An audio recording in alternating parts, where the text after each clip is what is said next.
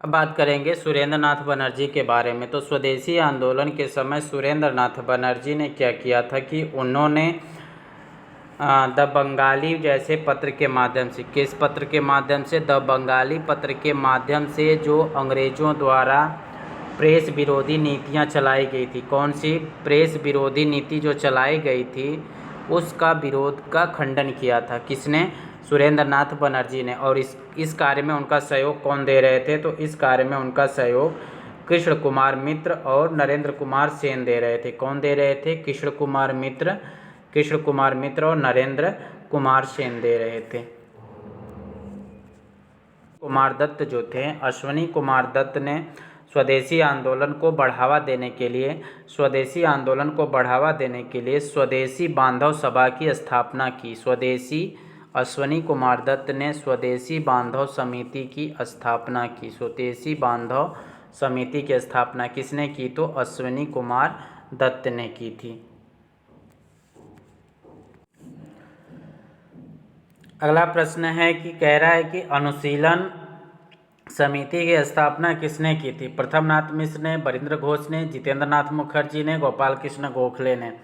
तो अनुशीलन समिति की जो स्थापना किया गया था, अनुशीलन समिति की स्थापना किया गया था प्रथमनाथ मित्र के द्वारा, बरिंद्र घोष के द्वारा और जितेंद्र नाथ मुखर्जी के द्वारा। इन तीनों के द्वारा अनुशीलन समिति की स्थापना की गई थी। किसके द्वारा? प्रथमनाथ मिश्र, बरिंद्र घोष और जितेंद्र नाथ मुखर्जी के द्वारा। बात करते हैं कि स्वदेशी आंदोलन के समय गोपाल कृष्ण गोखले का क्या योगदान था। जब 1905 ईस्वी में राष्ट्रीय कांग्रेस का अधिवेशन होता है, ठीक है, राष्ट्रीय कांग्रेस का अधिवेशन होता है, तो वह अधिवेशन कहाँ किया जाता है? बनारस में, ठीक है, बनारस में अधिवेशन किया जाता है 1905 ईस्वी में, ठीक है। उसमें इसकी अध्यक्षता किसने की थी? गोपाल कृष्ण गोखले ने की थी और इन्होंने स्वदेशी आंदोलन का समर्थन देने की बात कही थी, ठीक है। अब बढ़ते हैं आगे प्रश्न पे।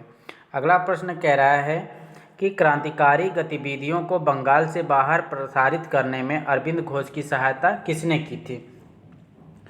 ठीक है, प्रश्न क्या कह रहा है कि क्रांतिकारी गतिविधियों को बंगाल से बाहर प्रसारित करने में अरविंद घोष की सहायता किसने की थी? तो अरविंद घोष की सहायता की थी जतीन्द्र नाथ एवं बरिंद्र कुमार घोष ने। अगला प्रश्न कह रहा है कि क्रांतिकारी गतिविधियों को बंगाल से बाहर प्रसारित करने में अरविंद घोष की सहायता किसने की थी? अब्दुल हलीम गजनवी ने, दादा भाई नौरोजी ने, आचार्य पीसी राय ने, अश्विनी कुमार बनर्जी ने। तो क्रांतिकारी गतिविधियों को बंगाल से बाहर प्रसारित करने में अरविंद घोष की सहायता अब्दुल हलीम गजनवी ने की थी। अब्दुल हलीम गजनवी ने स्वदेशी आंदोलन के समय भी बहुत सारे योगदान दिया था। यह जो थे अब्दुल हमीद गजनवी थे, यह पेशे से जमींदार थे। क्या थे? पेशे से जमींदार थे और वकील थे। क्या थे? पेशे से जमींदार और वकील थे। इन्होंने कई स्वदेशी उद्योगों की स्थापना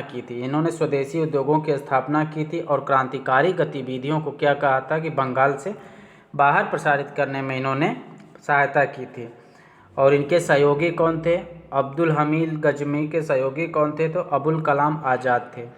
कौन थे? अबुल कलाम आज़ाद सहयोगी थे किसके? अबुल हलीम गजनवी के। ठीक, बात करेंगे दादा भाई नौरोजी के। ठीक है, दादा भाई नौरोजी की बात करें तो दादा भाई नौरोजी ने स्वदेशी आंदोलन के समय 1906 का जो कांग्रेस अधिवेशन हुआ था उसकी अध्यक्षता इन्होंने की थी। और 1906 में जो कांग्रेस का अधिवेशन हुआ था वह कलकत्ता में हुआ था। कहाँ पे हुआ था? कलकत्ता में हुआ था। इसका अधिवेशन की अध्यक्षता किसने की थी? तो दादा भाई नौरोजी ने की थी। और इन्होंने स्वराज को अपना मुख्य लक्ष्य घोषित किया था। इस समय स्वराज को अपना मुख्य लक्ष्य घोषित किया था। और जब 1905 में गोपाल कृष्ण गोखले के समय अध्यक्षता की गई तो उन्होंने उसका समर्थन दिया था। ठीक है, से भी प्रश्न पूछ सकता है कि किस अधिवेशन में स्वदेशी आंदोलन को समर्थन दिया गया था? तो वह था 1905 का अधिवेशन जिसकी अध्यक्षता गोपाल कृष्ण गोखले ने की थी। और प्रश्न पूछेगा कि किस अधिवेशन, कांग्रेस के अधिवेशन में स्वराज को अपना मुख्य लक्ष्य घोषित किया गया? तो वह कौन सा अधिवेशन था? 1906 का अधिवेशन था जिसकी अध्यक्षता किसने की थी? दादा भाई नौरोजी ने। और कहाँ पे हुआ था? कलकत्ता में हुआ था। ठीक है, इस तरह से प्रश्न पूछे जा सकते हैं। अगला प्रश्न पूछता है कि डान समिति के माध्यम से शिक्षा व्यवस्था में सुधार लाने का प्रयास किसने किया था। ठीक है, पूछ रहा है कि डान समिति के माध्यम से शिक्षा व्यवस्था में सुधार लाने का प्रयास किसने किया। सतीश चंद्र मुखर्जी ने, कि मोतीलाल घोष ने, ब्रह्म बंधु उपाध्याय ने या जोगेंद्र चंद ने। तो सतीश चंद्र मुखर्जी ने डान समिति के माध्यम से शिक्षा व्यवस्था में सुधार लाने का प्रयास किया था। ठीक है, अब देखते हैं कि सतीश चंद्र मुखर्जी ने उस समय क्या क्या किया था। तो सतीश चंद्र मुखर्जी ने, तो हमने देख लिया कि डांस सोसाइटी के माध्यम से इन्होंने शिक्षा व्यवस्था में सुधार का प्रस्तावित किया था। बात करेंगे मोतीलाल घोष के बारे में। तो मोतीलाल घोष जो थे वह अमृत बाजार पत्रिका से संबंधित थे। ठीक है, किससे संबंधित थे? अमृत बाजार पत्रिका से संबंधित, यानी एबीपी से संबंधित है। यह उग्रवादी के विचारधारा के थे। मोतीलाल घोष थे उग्रवादी विचारधारा के संबंधित थे और इन्होंने लेखों के माध्यम से राष्ट्र प्रेम की भावना जगाने का प्रयास किया था। ठीक है, अगले विचारक हैं ब्रह्म बंधु उपाध्याय। ब्रह्म बंधु उपाध्याय ने संध्या एवं युगांतर नामक पत्रों के माध्यम से स्वदेशी आंदोलन को लोकप्रिय बनाया था। यानी कि ब्रह्म बंधु उपाध्याय जो थे वो स्वदेशी आंदोलन के समय संध्या एवं युगांतर, यानी कि संध्या एवं युगांतर नामक पत्रों के माध्यम से, कौन से? संध्या और युगांतर नामक पत्रों के माध्यम से स्वदेशी आंदोलन का समर्थन कौन कर रहे थे? तो ब्रह्म बंधु उपाध्याय कर रहे थे। और मोतीलाल घोष एबीपी के माध्यम से, अखिल अमृत बाजार पत्रिका के माध्यम से, और संध्या और युगांतर पत्रिका के माध्यम से ब्रह्म बंधु उपाध्याय कर रहे थे। ठीक है, अब बात करेंगे जोगेंद्र चंद्र के बारे में। तो जोगेंद्र चंद्र जो थे वो स्वदेशी आंदोलन के समय 1904 ईस्वी में कोष संगठित करने की एक संस्था स्थापित की थी। ठीक है, कोष एकत्रित करने के संगठन की स्थापना की थी। किसने? जोगेंद्र चंद्र ने। इस संगठन का उद्देश्य क्या था कि भारतीय छात्रों को तकनीकी एवं औद्योगिक प्रशिक्षण हेतु विदेश भेजना था। ठीक है, यानी स्वदेशी आंदोलन के समय 1904 ईस्वी में जोगेंद्र चंद्र जो थे वह क्या कर रहे थे? कोष इकट्ठा कर रहे थे। ठीक है, कोष इकट्ठा करके वो क्या करना चाहते थे कि तकनीकी और औद्योगिक प्रशिक्षण देने के लिए भारतीय छात्रों को कहाँ भेजना चाहते थे? विदेश भेजना चाहते थे। ठीक है, बात करेंगे पंजाब नेशनल बैंक की स्थापना किसने की थी। ठीक है, पंजाब नेशनल बैंक की स्थापना किसने की थी? लाला हरकिशन लाल, कुंवर जी मेहता, कल्याणी मेहता, सुंदरलाल, काली शंकर शुक्ला। तो पंजाब नेशनल बैंक की स्थापना लाल हरकिशन लाल ने की थी। ठीक है, यानी लाला हरकिशन लाल ने की थी पंजाब नेशनल बैंक की स्थापना। यानी कि इन्होंने, लाला हरकिशन लाल ने स्वदेशी आंदोलन को चलाने के लिए, किसको? स्वदेशी आंदोलन को चलाने के लिए इन्होंने ब्रह्म समाज पर आधारित संगठन के माध्यम से, ठीक है, ब्रह्म समाज पर आधारित संगठन के माध्यम से इन्होंने पंजाब में स्वदेशी आंदोलन चलाया था। यानी ब्रह्म समाज के आधार पर पंजाब में स्वदेशी आंदोलन किसने चलाया था? तो लाला हरकिशन लाल ने चलाया था, जिन्हें पंजाब नेशनल बैंक का संस्थापक भी कहा जाता है। और इन्होंने जो संगठन बनाया था ब्रह्म समाज पर आधारित, इस संगठन को ट्रिब्यून नामक समाचार पत्र का प्रकाशन भी प्रारंभ किया था। इस संगठन, यानी ब्रह्म समाज पर जो संगठन था उसने कौन सी पत्रिका का प्रचारण किया था? ट्रिब्यून नामक एक समाचार पत्रिका का प्रकाशन भी किया था। ठीक है, अगले हैं कुंवर जी मेहता जी और कल्याण जी मेहता। कुंवर जी मेहता और कल्याण जी मेहता के बारे में बात करें तो ये जो दोनों थे ये क्या कर रहे थे? ये कर रहे थे पाटीदार युवक मंडल के माध्यम से संगठन का कार्य प्रारंभ किए थे। ठीक है, सुंदरलाल जो थे यह उत्तर प्रदेश के छात्र नेता थे और इनका रुझान उग्रवाद की ओर बढ़ गया था। ठीक है, काली शंकर शुक्ला ने पैम्पलेट के द्वारा औद्योगिक वर्गों के आग्रह पर भारतीय हितों के प्रक्षेपण हेतु विशिष्ट प्रकार के व्यवसायों का विकास कर रहे थे ये।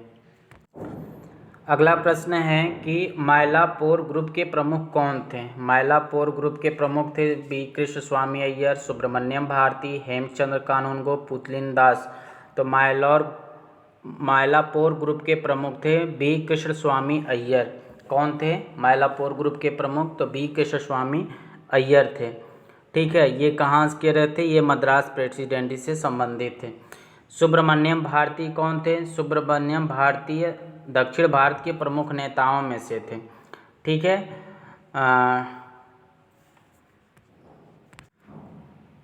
सुब्रमण्यम भारती ये तमिल क्रांतिकारी समूह के सदस्य थे। यानी सुब्रमण्यम भारती कहाँ के थे? तमिल क्रांतिकारियों के संपर्क में थे ये।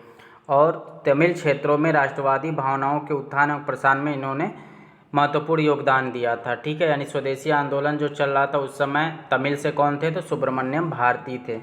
मद्रास से कौन थे? मद्रास से जी सुब्रमण्यम थे, अय्यर टी प्रकाशम थे और एम कृष्णरावर थे। ठीक है, 1904 में मुस्लिम पट्टनम में किस्तना पत्रिका का प्रकाशन प्रारंभ किया था।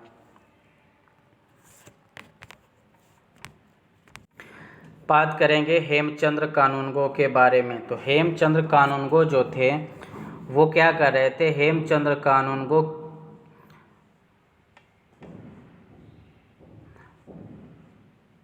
ये क्या कर रहे थे कि हेमचंद्र कानूनगो को कहा जाता है कि यह देश के प्रथम क्रांतिकारी कहे जाते हैं। यानी देश के प्रथम क्रांतिकारी किसको कहा जाता है? तो हेमचंद्र कानूनगो को कहा जाता है। देश का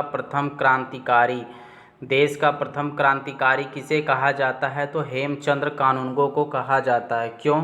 क्योंकि आतंकवादी गतिविधियों के परीक्षण के लिए यह पेरिस गए थे। हेमचंद्र कानूनगो आतंकवादी गतिविधियों के परीक्षण के लिए कहाँ गए थे? तो पेरिस गए थे। इसलिए इनको भारत का प्रथम क्रांतिकारी का नेता कहा जाता है। और पेरिस से लौटने के बाद इन्होंने कलकत्ता में एक बम कारखाना और धार्मिक स्कूल की स्थापना की। ठीक है, यानी कि हेमचंद कानूनगो जो थे वो पेरिस जाते हैं, पेरिस से जाने के बाद कलकत्ता आते हैं और कलकत्ता आने के बाद बम कारखाना बनाते हैं, बम कारखाना और धार्मिक स्कूल की स्थापना करते हैं। पुतिन दास के बारे में बात करें तो पुलिन दास जो थे वह दक्कन अनुशीलन की स्थापना करते हैं। ठीक है, यानी दक्कन अनुशीलन की स्थापना कौन करता है? तो पुलिन दास करते हैं। ठीक है, दक्कन अनुशीलन